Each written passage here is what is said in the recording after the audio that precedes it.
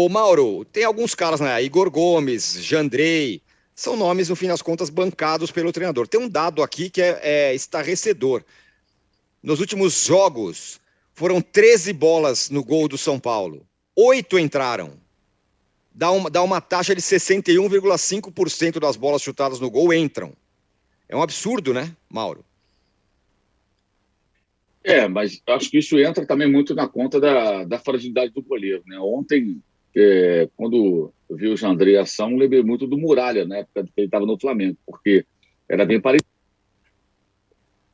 jogando, driblando os adversários. Teve um jogo contra o Santos que foi disputado na Ilha do Governador, em que ele tomou gol assim, inclusive, foi driblar o adversário. O Jandrei ainda não tentou driblar, acho que ele vai fazê-lo, mas é Já tentou, impressionante. já Assim, tomou né? um gol. Tomou um gol do Corinthians, assim, gol do Jô. É verdade, é verdade. Bem lembrado, bem lembrado. Então, já estão aí no mesmo nível de, digamos assim, capazes de provocar angústia e desespero no torcedor. E o outro goleiro também, o Thiago é novo, o Felipe Alves é também um goleiro instável. Acho que o São Paulo não tem goleiro, né? Essa é a verdade. Eu concordo com todas as críticas ao Rogério. Acho que ontem, depois que ele vai para o intervalo com 1-1, que era um bom negócio para o São Paulo, não havia outra opção a não ser o time ficar mais protegido, né? O time tinha que se fechar, não tem jeito. Outra alternativa, e o São Paulo tenta fazer um jogo franco com um homem a menos, é algo inviável.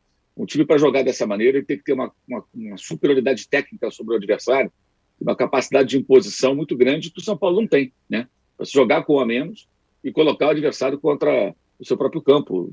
E, lógico, acabou o São Paulo tomando os gols. O Atlético aproveitou muito bem essas fragilidades. Os gols também têm aí as digitais dos jogadores, né? Acho que tem do técnico e também dos jogadores. O Reinaldo, do primeiro gol, é vergonhoso, como ele é batido no lance, né? Sabendo-se ali que o Dudu, lateral direito, apoia muito bem, um jogador até bem interessante, né? Que apoia o tempo todo ali e tal, do ponto de vista ofensivo, né? Ele é um jogador interessante até, tem 25 anos. Era óbvio que ali o jogo seria forçado no Reinaldo, o Reinaldo é batido facilmente, e ainda no primeiro tempo, começo do jogo ainda, né? E as falhas também do Jandrei, a falha do Diego Costa no gol do Léo Pereira, impressionante, assim. Pô, o cara não conseguiu se impor fisicamente, botar o corpo na frente, fazer uma falta, qualquer coisa. E o Léo Pereira foi levando, e o Jandrei também aceita um chute cruzado entre ele e a trave, que também não dá. Então, assim, tem os erros do Rogério, tem os erros dos jogadores. A expulsão, evidentemente, ninguém merece mais comentários de tão patética que foi. E agora, só acho que, assim, eu acho que a situação do São Paulo não faz muita diferença do Corinthians quando perdeu 2-0 também, não. Foi um vexame também, foi um vexame igualzinho. O Corinthians jogou nada pela partida de Copa do Brasil lá em Goiânia. Depois conseguiu virar jogando em casa, quando pouca gente acreditava. Aliás, foi o único jogo do Corinthians recente que mereceu elogios, né? Porque os jogos do Corinthians também não são jogos para você ficar elogiando, nem antes nem depois.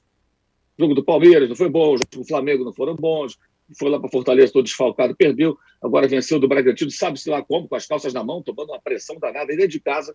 O Corinthians também não tem feito bons jogos, mas aquele foi o ponto fora da curva.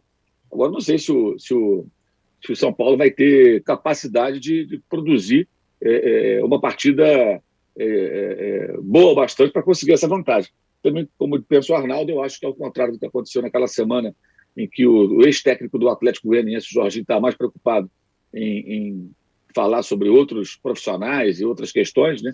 Acho que o Eduardo Batista certamente não vai fazer, vai ficar no cantinho dele ali, preparando a sua equipe. A única coisa que pode ser favorável ao São Paulo nesse contexto é a divisão do Atlético aí com o Campeonato Brasileiro, a tentativa de escapar do rebaixamento, o fim de semana, enfim, o que pode acontecer, que pode eventualmente impactar na quarta-feira.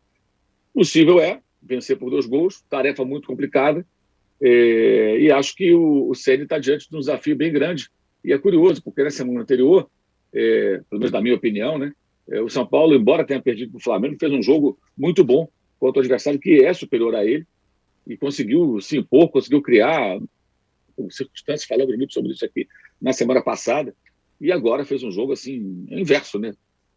Se aquele jogo, apesar da derrota, foi uma boa apresentação, dessa vez, meu Deus, algo, muito um desastre, uma das piores atuações de um time, digamos aí, um time grande, né? Nos últimos tempos, que a gente pôde acompanhar num jogo importante, um jogo semifinal. Qual?